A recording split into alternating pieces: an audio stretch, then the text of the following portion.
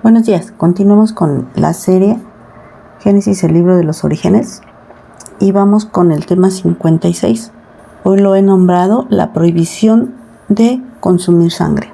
Bueno, vamos al versículo 4 y 5 de ahí mismo del capítulo 9. Dice la palabra de Dios: pero carne con su vida, que es su sangre, no comerán, porque ciertamente demandaré la sangre de sus vidas. De mano de todo animal la demandaré, y de mano del hombre, de mano del varón, su hermano, demandaré la vida del hombre. Bueno, no hemos terminado la idea ahí, pero vamos a quedarnos con estos dos versículos. Para empezar, recordemos que en el tema anterior hablamos de que Dios proveyó a los 3 hijos de Noé, y de ahí ellos, como representantes de toda la humanidad, lo que era necesario para su sustento. Les proveyó comida, les proveyó también autoridad y los bendijo. Y hablando de esta comida que les proveyó los propios animales, y también les proveyó legumbres y plantas, dice que todo podían comer, de todo podían tomar y comer y vivir de esto, sustentarse con esto. Y el versículo 4 empieza con un pero. Y acuérdense que estas palabras, el pero, el por qué, y otro tipo de palabras que son como conjunciones, quiere decir que van a unir la idea del versículo anterior con este versículo y tal vez con el que sigue, dependiendo. Entonces, este pero está uniendo. O sea, sí puedes comer de todo, pero no puedes comer sangre. Sí puedes comer la carne, dice, pero carne con su vida no puedes comer. La carne sí, obviamente. ¿Por qué? Porque Dios entregó a los animales para que los pudieran consumir. ¿Qué se puede consumir del animal? La carne. Después vamos a ver que en la ley dada al pueblo de Israel por medio de Moisés, el Señor da más especificaciones de lo que se puede comer y lo que no se puede comer. Pero aquí el Señor no está dando la ley, pero sí está dando un mandamiento universal, no solamente para el pueblo de Israel, sino para toda la humanidad. Esto es lo que el Señor quiere. Primero, Dios dice: la sangre es la vida de la carne. Y fue así como el Señor, desde hace miles de años, explicó la importancia de la sangre para la vida del ser humano. ¿A qué me refiero? Que sin sangre no podríamos estar vivos. Podríamos vivir a lo mejor sin una parte de hígado, podemos vivir sin un riñón, podemos vivir sin el apéndice, sin la vesícula. Bueno, hay órganos que son vitales, que no nos pueden faltar, por ejemplo el corazón. Pero el corazón pertenece al aparato circulatorio, que ayuda, es como esa bomba que ayuda a que la sangre corra por todo nuestro cuerpo. ¿Y por qué? Porque precisamente aquí lo está diciendo: la sangre es la que da vida a la carne. Si tenemos la pura carne, pero no está la sangre corriendo por ella, entonces está muerta. ¿Qué pasa cuando una persona sufre un infarto? Se los voy a explicar así muy rápido, no es una clase de medicina. Bueno, puede deberse a un taponamiento, ya sea por un coágulo o por un taponamiento de grasa. Y se le conoce como infarto a aquel evento donde en cualquier órgano, no solamente en el corazón, la sangre deja de correr en esa parte y puede causar la muerte de ese tejido. Así que inmediatamente, casi de inmediato, cuando no corre la sangre por esa parte de ese tejido, ya sea por ejemplo en el corazón, esa parte se va a poner negra, se va a morir y va a dejar de funcionar. Así de importante es la sangre en nuestra vida, en nuestro cuerpo. Así que dice el Señor: sangre no puedes comer, sangre con su carne. Es un mandamiento universal. ¿Por qué? Porque, les repito, está dando este mandamiento cuando los únicos seres humanos que existen ya en este entonces son los que se van a encargar de repoblar la tierra. Y ellos, al hacer esto, tienen que pasar a sus descendientes este mandamiento. Así que esto incluye a todos. Lo incluye para nosotros ahora que estamos en Cristo, nosotros, la iglesia de Cristo. Sí, sí lo incluye. Vamos a leer una cita bíblica. En Hechos capítulo 15, vamos a leer el versículo 19 y 20 y 28 y 29. Fíjate, vamos a darle lectura. Dice así la palabra de Dios. Por lo cual yo juzgo que no se inquiete a los gentiles que se convierten a Dios, sino que se les escriba que se aparten de contaminación de los ídolos, de fornicación, de ahogado y de sangre. Y vámonos a leer el versículo 28 y 29.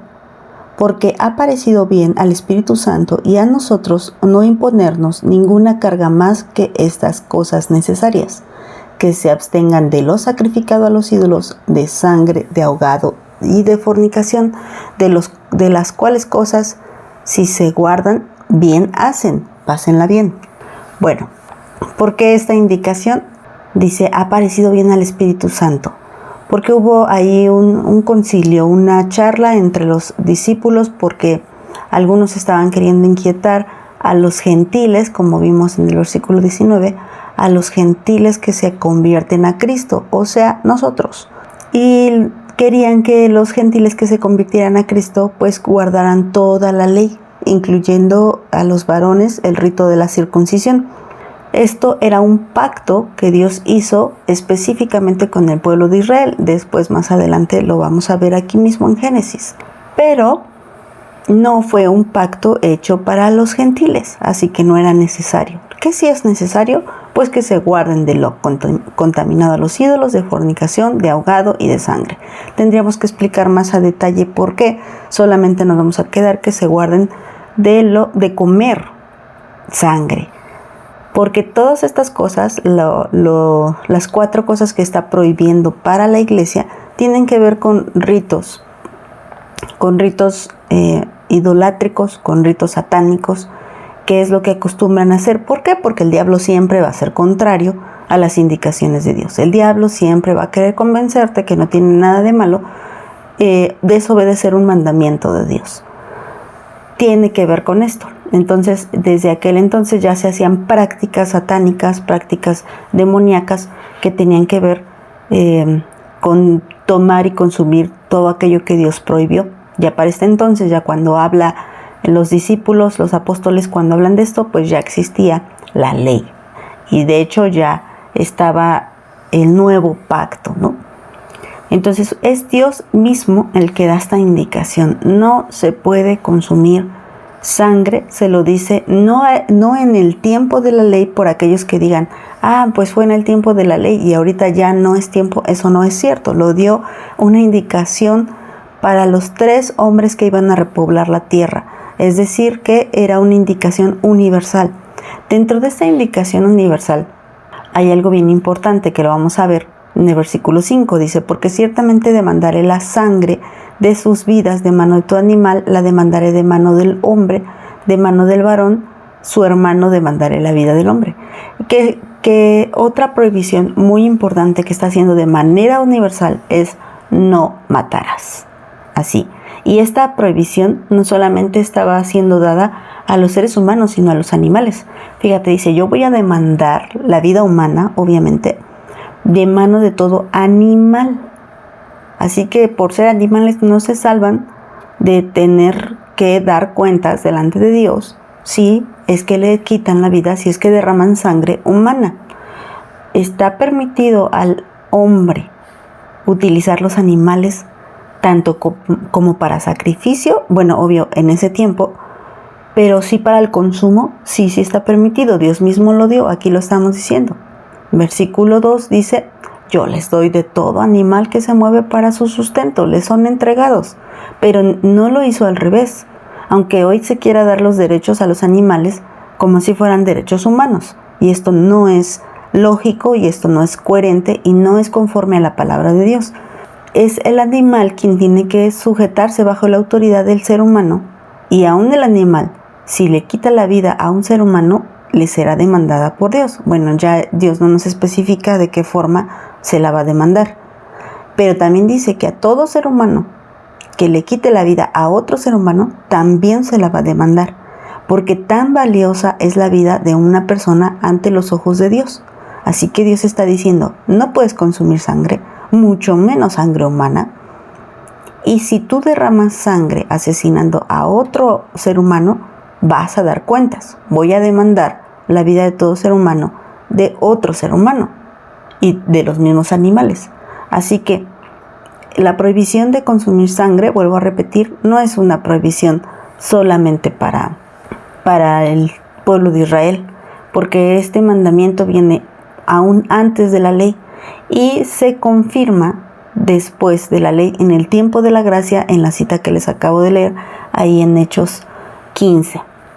Entonces, tú me vas a querer decir cualquier cosa para justificar que consumas sangre, pero la palabra de Dios es bastante clara.